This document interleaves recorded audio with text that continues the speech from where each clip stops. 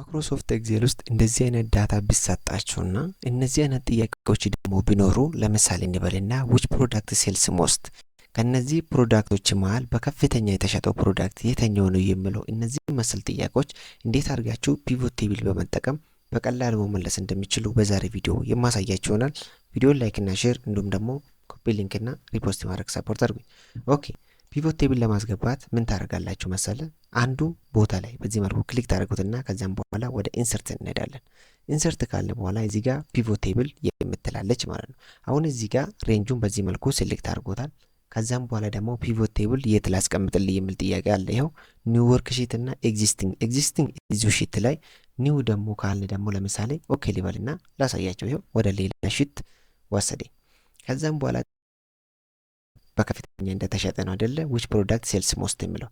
ስለዚህ እሱን ለማድረግ አሁን ቀጥታ ፕሮዳክታችን ወዴት እንወስዳለን? ወደ ሮ እንወስዳለን ማለት ነው። ወደ ታች እንዲደረደርልን ፕላስ ደግሞ ሽያጩን ወዴት እንወስዳለን? ወደ ቫልዩ እንወስዳለን ማለት ነው። ተመልከቱት እዚህ ጋር በዚህ መልኩ ተቀምጠዋል።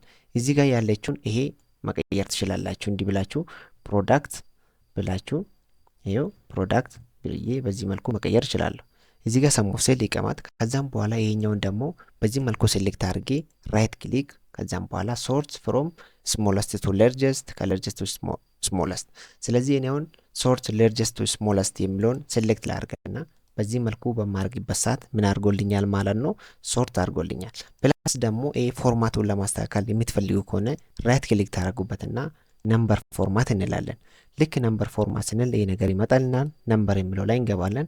ይሄኛውን እናጥፋ፣ ይሄኛውን ቴክ እናድርግና ከዛም በኋላ ኦኬ እንላለን።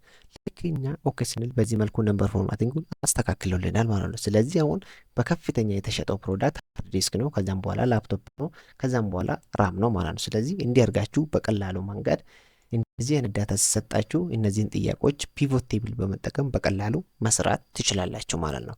እንደዚህ አይነት ቪዲዮ የምትፈልጉ ከሆነ ኔክስት ቪዲዮ ብላችሁ ኮሜንት ላይ ጻፉልኝ። እንደዚህ አይነት ሰፋፊ ቪዲዮ የምትፈልጉ ካላችሁ ደግሞ ዩቲዩብ ቻናሌ ሊንክ ላይ ስላለ ወደዛ ገብታችሁ በቀላሉ መማር ትችላላችሁ። ቪዲዮ ከተመቻችሁ ላይክ እና ሼር እንዲሁም ደግሞ ኮፒ ሊንክ እና ሪፖስት ማድረግ ሰፖርት አድርጉኝ። በሌላ ቪዲዮ እስክንገናኝ ድረስ ቸር ቆዩልኝ።